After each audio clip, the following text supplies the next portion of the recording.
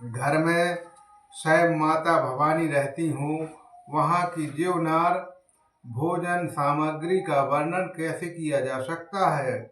हिमाचल ने आदरपूर्वक सब बारातियों की विष्णु ब्रह्मा और सब जाति के देवताओं को बुलवाया। विविधि भांति बैठे जीवनारा, लागे परुसन निपुर सुआरा। नारी ब्रध सुर जेवतु जानी, लगी देर गारे में दुबाणी। भोजन करने वालों को बहुत सी पंक्तियां बैठी चतुर रसोइयों परोसने लगी। स्त्रियों की मंगल मंडलियां देवताओं को भोजन कराते जानकर कोमल वाणी से गालियां देने लगी।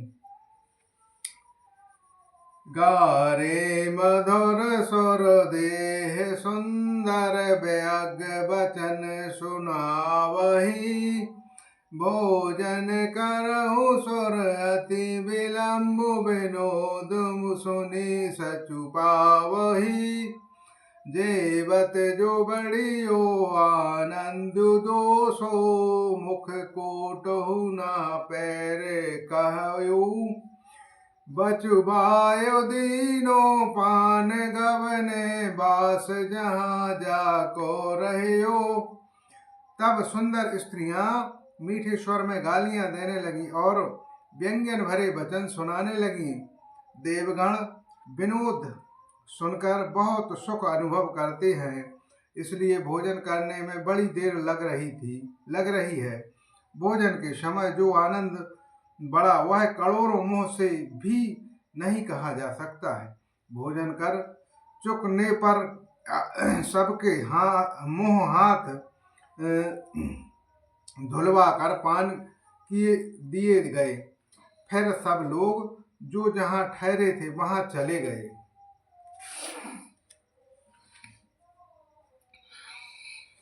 बहोरे मोने हेमंत कहूँ, लगन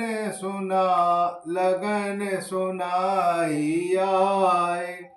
समय बिलोक ही विवाह कर, पठै देव बुलाए। लखन सिया रामचंद्र की जय, उमापति महादेव की जय। पवन सुत हनुमान की जय। फिर मुनियों ने लौटकर हिमवान को लगन पत्रिका सुनाई और विवाह का समय देखकर देवताओं को बुलावा भेजा। बोली सकल सुर सादर लीने, सब ही जथोचित आसन दीने। वेदी वेद विधान सवारी, शोभक सुमंगल गावहि नारी। सब देवताओं को आदर सहित बुला लिया और सबको यथोयोग्य आसन दिए। देव की वेद की रीतियों में वेदी सजाई गई और स्त्रियां सुंदर श्रेष्ठ मंगल गीत गाने लगी।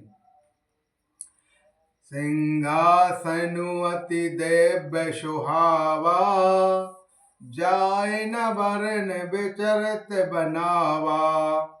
बैठे सब विपित्र सिरुनाई, हृदय सुमरहि निज प्रभु रघुराई।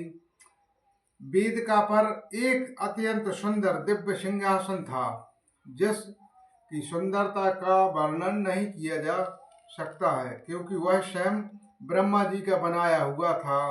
ब्रह्मा जी को सिर नवाकर और हृदय से अपने स्वामी श्री रघुनाथ जी का स्मरण करके शिव जी उस सिंहासन पर बैठ गए। बहोरे मोने शन उमा बुलाई, करे सिंगारु सखिलो आई। देखत रूप सकल सुर मोहे, बरन्यो छवि अस जग कवि कोहे। फिर मुनीश्वरों ने श्री पार्वती जी को बुलाया।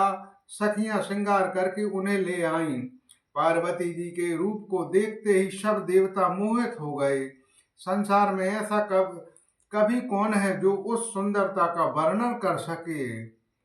जगदम्बे का जानी भव भामा, सुनहि मुनि मनु कीनु प्रणामा। सुंदरता मर जातु भवानी, जाय न कोटहु बचन बखानी। पार्वती जी को जगदम्बा और शिव जी की पत्नी समझकर देवताओं ने मन ही मन में प्रणाम किया। भवानी जी सुंदरता की सीमा है, करोड़ों मुखों से भी उसकी शोभा नहीं कही जा सकती है। कोटहु बचन नहीं बने बनरत, जग जानहि शोभा महा। संकुचाहे कह सुति से सुनारद, मंद मति तुलसी कहाँ। छवि खानि मातु भवानी, गवहु मंद मंडप शिव जहाँ। अबिलोक ही सकल न संकोच, पति पद कमल मुनि मधुकरुता। जग जननी माता पार्वती जी को महान शोभा का वर्णन करोड़ों मुखों से भी नहीं किया जा सकता है। वेद शेष जी और सरस्वती जी तक उसे कहते हुए सकुचा जाते हैं, पर मंदबुद्धि तुलसी किस गिनती में है। सुंदरता और शोभा की खान माता भवानी मंडप के बीच में जहां शिव जी थे वहां गईं। वे संकोच के मारे पति शिव जी के चरण कमलों को देख नहीं सकती, परंतु उनका मन रूपी भौरा तो वहीं रसपान कर रहा था। मुनि अनुशासन गणपते, पूजहु शंभु भवानी। कोई मुनि संशय करे, जानु सुर अनादि जियो जानु। लखन सिंह रामचंद्र की जय, उमापति महादेव की जय। पवन सुत हनुमान की जय, बोलो रामायण मैया की जय।